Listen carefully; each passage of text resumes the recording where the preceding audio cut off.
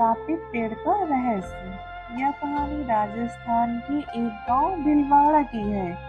गांव के बाहर एक बड़ा पुराना बरगद का पेड़ था, जो सदियों पुराना माना जाता था। लोग कहते थे कि उस पेड़ में एक भटकती आत्मा बसी है। कोई भी शाम ढलने के बाद उस पेड़ के पास नहीं जाता था।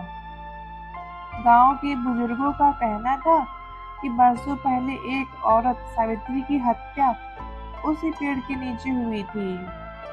उसका खून उस पेड़ की जड़ों में समा गया और तभी से वो आत्मा वहीं भटकती है। गांव में एक नया तहसीलदार आया था, राहुल वर्मा, पढ़ा लिखा बेफिक्र। उसने इन बातों को अंधविश्वास माना। उसने कहा, मैं साबित करूंगा कि यह सब बकवास है।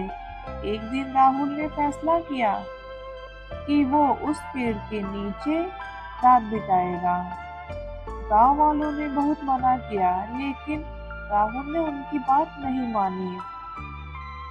वो अपने साथ एक टेंट, कैमरा और एक दोस्त आशीष को लेकर चला गया। रात के करीब 10 बजे वो दोनों उस पेड़ के नीचे पहुंचे। चारों तरफ घना अंधेरा था। हवा में एक अजीब सी ठंडक थी। जैसे जैसे रात गहराती गई, हवा तेज होती चली। पेड़ की शाखाएं अजीब ढंग से हिलने लगी, मानो कोई अदृश्य शक्ति उन्हें हिला रही हो।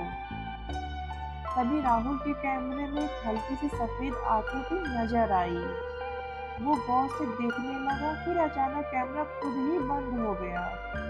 इसी बीच आशीष को लगा किसी ने उसके कंधे पर हाथ रखा।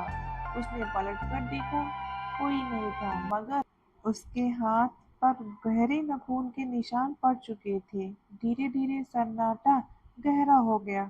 तभी उन्हें किसी के रोने की आवाज सुनाई दी। वो आवाज पेड़ के ऊपर से आ रही थी। राहुल ने टॉर्च ऊपर फेंकी और देखा कि पेड़ की शाखाओं में एक औरत झूल रही थी, सफेद साड़ी में, बाल बिखरे हुए, आंखें लाल। वो दोनों डर के मारे हिल भी नहीं पाए। तभी वो आत्मा पेड़ से उतरकर उनके सामने आ गई। उसके होंठ फटे हुए थे और गले में सिर्फ फटी फटी आवाजें आ रही थी। उसने कहा, क्यों आए हो मेरी शांति भंग करने?